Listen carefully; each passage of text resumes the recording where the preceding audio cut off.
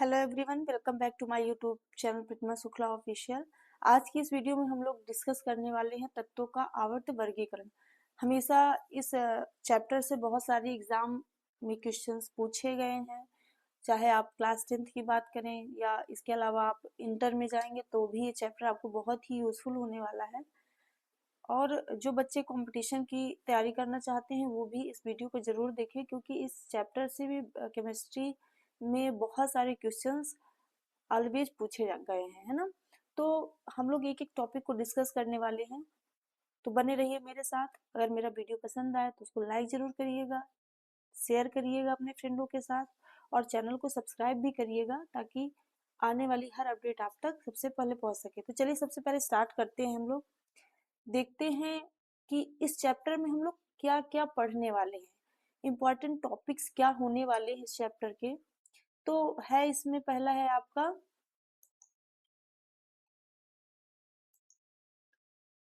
डोबेनर की त्रिक। पूछा जाता है यहाँ पर डोबेरेनर की त्रिक, यहाँ से क्वेश्चन पूछा जाता है। और अगला है आपका न्यूलैंड्स का अस्टेक नियम हो गया, मेंडलीफ की पीरियोडिक टेबल हो गई, है ना। मॉडर्न पीरियोडिक टेबल यानी आधुनिक आवर्त सारणी, और ट्रेंड इन पीरियोडिक टेबल यानी आवर्त सारणी में प्रवृत्तियां। तो हम लोग क्या क्या पढ़ने वाले हैं यहाँ पर, डोबेरेनर की ट्रिक पढ़ेंगे, न्यूलैंड का अस्टेक नियम पढ़ेंगे, मेंडलीफ की आवर्त सारणी पढ़ेंगे और आधुनिक आवर्त सारणी पढ़ेंगे। और आवर्त सारणी में जो प्रवृत्तियां हैं, ट्रेंड्स हैं, उनको हम लोग इस वीडियो में डिस्कस करेंगे। तो आज की इस वीडियो में हम लोग डोबेरेनर की ट्रिक को समझेंगे। कई बार क्वेश्चन इससे बनते हैं एग्जाम में। तो अब पहले देख लेते हैं कि यहाँ पर क्या क्या वर्ड यूज होने वाले हैं, जो इम्पोर्टेंट टर्म्स है। जैसे आपका यहाँ पर एटॉमिक नंबर सुनेंगे आप लोग, ग्रुप यानी वर्ग सुनेंगे, पीरियडिक आवर्त सुनेंगे, वैलेंसी संयोजकता सुनेंगे, है ना। एटॉमिक साइज परमाणु आकार, तो ये इस चैप्टर के लिए यूज होने वाले वर्ड्स हैं जो इम्पोर्टेंट हैं। तो इनसे आपको थोड़ा सा परिचय कराना आवश्यक था। तो ये वर्ड्स आएंगे। अब सबसे पहले हम लोग देखेंगे कि तत्वों का आवर्त वर्गीकरण है क्या, है ना, चूंकि चैप्टर का नाम ही है तत्वों का आवर्त वर्गीकरण। तो सबसे पहले हम लोग देखेंगे कि तत्वों का आवर्त वर्गीकरण है क्या। तत्वों को उनके परमाणु संख्या, मैंने आपको बताया था ना कि इस चैप्टर के मुख्य शब्द जो हैं वो क्या क्या है, एटॉमिक नंबर हो गया, है ना। तो वो सारी चीजें यहाँ पर मिलेंगी, हम लोग देखेंगे।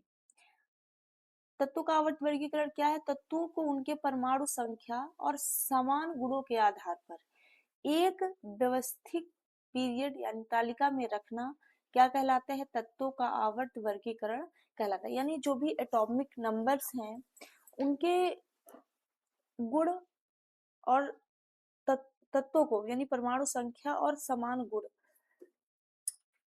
कुछ के तो परमाणु संख्या समान होगा और कुछ का जो और भी समान गुण मिलेंगे, हम लोग आगे डिस्कस करेंगे। उनके आधार पर जो भी एलिमेंट्स है, जो भी तत्व हैं, उनको एक तालिका में रखा गया है। और इन तत्वों को आवर्त में यानी तालिका में रखना ही क्या कहलाया है, तत्वों का आवर्त वर्गीकरण कहलाया। यानी तत्वों का उनके परमाणु संख्या और समान गुणों के आधार पर एक तालिका में व्यवस्थित करना ही तत्वों का आवर्त वर्गीकरण कहलाता है। तो ये तो हो गया तत्वों का आवर्त वर्गीकरण कहते किसको है, तो ये आपने यहाँ से समझ लिया। ठीक है, अब इसमें आपको दो चीजें याद रखनी, एक परमाणु संख्या और समान गुण के आधार पर तत्वों को तालिका में व्यवस्थित करना ही क्या कहलाता है, तत्वों का आवर्त वर्गीकरण कहलाता है। नेक्स्ट देखेंगे हम लोग इस चैप्टर में पढ़ने वाले थे, हमने आपको पहले ही बताया था कि डोबेरेनर की त्रिक क्वेश्चन बनते हैं, पूछा जाता है, इतना इम्पोर्टेंट नहीं लेकिन हाँ क्वेश्चन इससे पूछा गया है तो पढ़ना तो जरूरी है। अब क्या है, आज की जो पीरियडिक टेबल है उसको क्या बोला जाता है, मॉडर्न पीरियडिक टेबल बोला जाता है। ये बनने से पहले यानी मॉडर्न पीरियडिक टेबल बनने से पहले वैज्ञानिकों ने तत्वों को व्यवस्थित करने के बहुत सारे प्रयास किए थे, और उन्हीं में से एक बहुत महत्वपूर्ण प्रयास था डोबेरेनर के त्रिक, जिसे जर्मन वैज्ञानिक जोहन वोल्फगैंग डोबेरेनर ने दिया था। अब लेकिन यहाँ पर क्या है कि अब आपको ये समझना होगा कि त्रिक होते क्या है, इनका नियम क्या था, और अगर ये नियम बनाया गया था तो फिर ये सफल क्यों नहीं हुआ, चल क्यों नहीं रहा, लागू क्यों नहीं हुआ, है ना। तो ये चीजें हम लोग डिस्कस करने वाले हैं। अब सबसे पहले हम लोग समझेंगे कि डोबेरेनर के त्रिक है क्या। तो डोबेरेनर ने कुछ तत्वों को तीन तीन के समूह में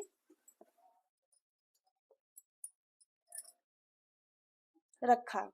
डोबेरेनर जो कुछ तत्व थे उनको कितने कितने के समूह में रखा, तीन तीन के समूह में रखा। और इन जो तीन तत्वों को उन्होंने समूह में रखा, उनके जो केमिकल प्रॉपर्टीज थी, जो रासायनिक गुण थे, वो कैसे थे, समान थे।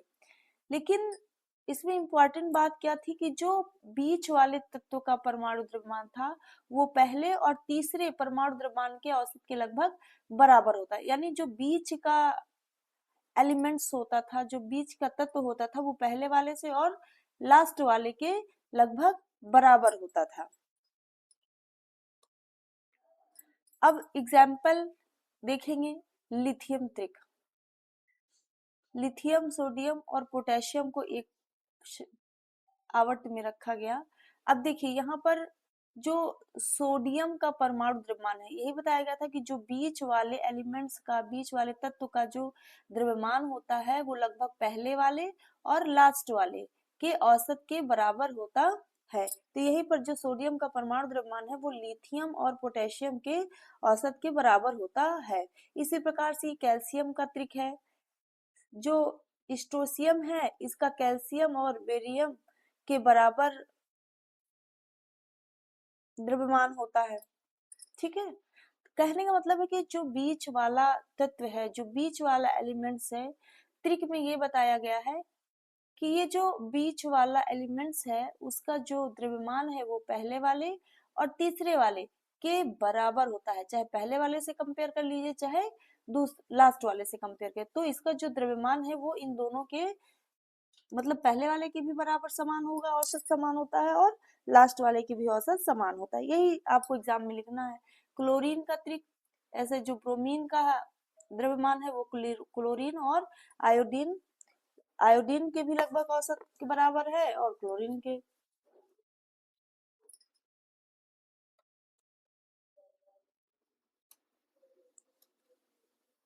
अब इसके बाद देखेंगे डोबे रेनर के त्रिक की जो सीमाएं हैं वो क्या है।